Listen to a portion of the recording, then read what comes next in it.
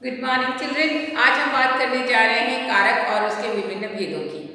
कारक के बारे में हमने ये जान लिया कि कारक होते हैं कनेक्टर, यानी कि जोड़ने का काम कर रहे हैं। और जोड़ किसको रहे हैं? वो संज्ञा या सर्वनाम को वाक्य के अन्य हिस्सों के साथ जोड़ते हैं। अब संज्ञा और सर्वनाम क्या होते हैं? किसी भी वाक्य में काम करने वाला कर्ता जो होता है, काम जिसके बारे में हो रहा है, जो कर रहा है, वो कौन है? संज्ञा। या तो संज्ञा नहीं बोलते तो उनकी जगह हम सर्वनाम शब्दों का प्रयोग कर लेते तो वो कर्ता। और उनका संबंध वाक्य के अन्य हिस्सों से जब हम जोड़ते हैं ने, से, को ऐसे शब्दों के द्वारा, तो वो कारक कहलाते हैं। अब कारक को यहाँ पर 8 हिस्सों में बांटा गया है, यानी कि कारक के कुल भेद 8 हैं। तो यहाँ पर हमने 8 भेदों के नाम लिखे हैं। पहला है कर्ता कारक, और उनके सामने हमने उनके विभक्ति चिन्ह, यानी कि जिन शब्दों के द्वारा उन्हें पहचाना जाता है वो भी लिखते हैं। तो कर्ता कारक जो कि ने से पहचाना जाता है। कर्म कारक का चिन्ह क्या है? को। करण कारक जिसका चिन्ह है से। संप्रदान कारक जिसका चिन्ह है के लिए। अपदान कारक जिसका चिन्ह विभक्ति चिन्ह फिर क्या है? से। तो यहाँ पर करण और अपदान दोनों ही से हैं। इनमें क्या अंतर है ये हम आपको बताएंगे अभी। संबंध कारक जिसका होता है का, की, के। अधिकरण कारक यानी मैं और पर। संबोधन कारक यानी है और अरे। अब ये सारों को सबसे पहले तो जब भी कारक पढ़ने जाओगे तो आपको ये 8 के नाम और ये इनकी विभक्ति चिन्ह याद होना आवश्यक है।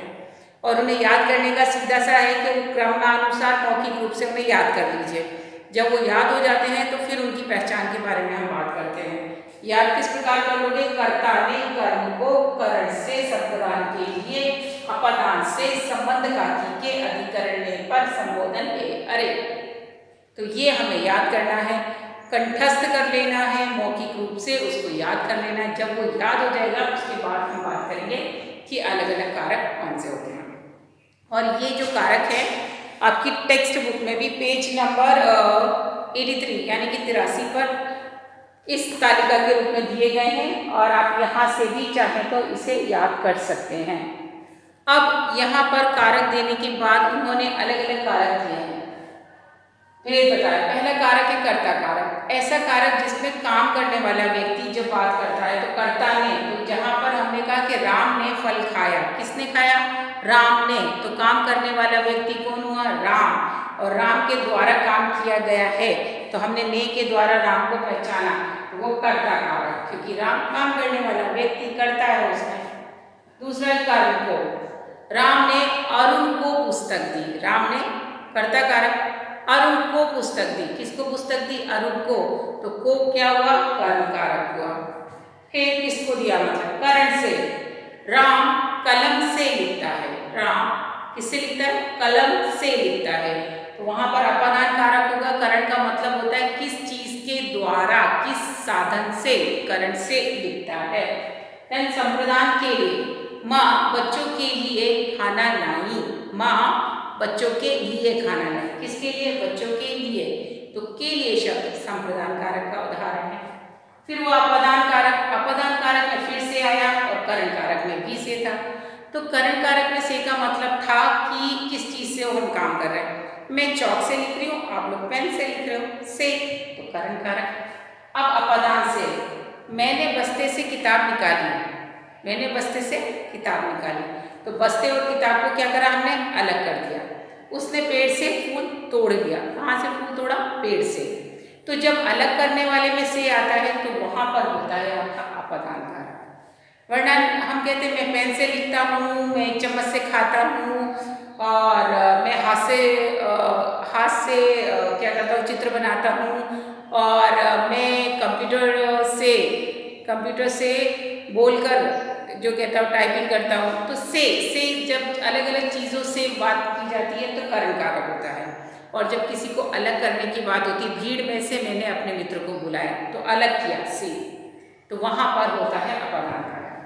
संबंध कारक का मतलब होता है काकी के, यह उसका घर है, का। यह रवि का बस्ता है, यह अरुण की बोतल है, यह शीनू की चॉकलेट है। तो का, की, के यानी संबंध कारक। अधिकरण होता है मैं और पर। बच्चे मैदान में खेल रहे हैं। कहाँ पर? में। तो ये में भी क्या है? अधिकरण, किस जगह पर वो काम हो रहा है। और मेरा मित्र छत पर खड़ा है। कहाँ पर खड़ा? छत पर। और पुस्तक में पर रखिए। कहाँ पर रखिए? पर। तो यहाँ पर अधिकरण कारक का मतलब होता है में और पर। और लास्ट में है संबोधन। संबोधन यानी किसी को एड्रेस करना, किसी को बुलाना। हे ईश्वर, हमारी प्रार्थना सुन लो।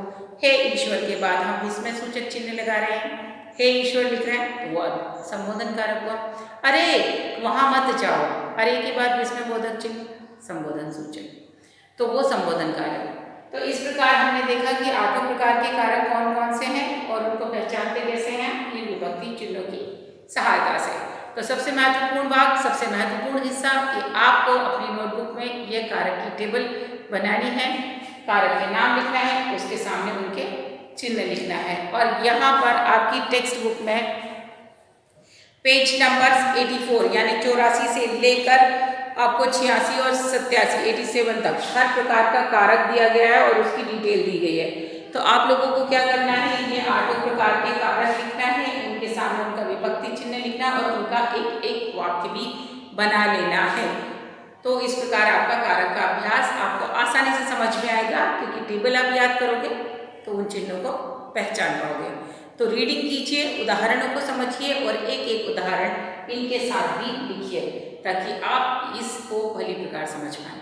इसी आशा के साथ कि आप अभ्यास कर रहे हो और अपने नोटबुक में इन प्रमुख बिंदुओं को लेखबद्ध कर रहे हो। हम आपसे फिर मिलेंगे आगे के मॉड्यूल के साथ। तब तक के लिए टेक केयर, बाय।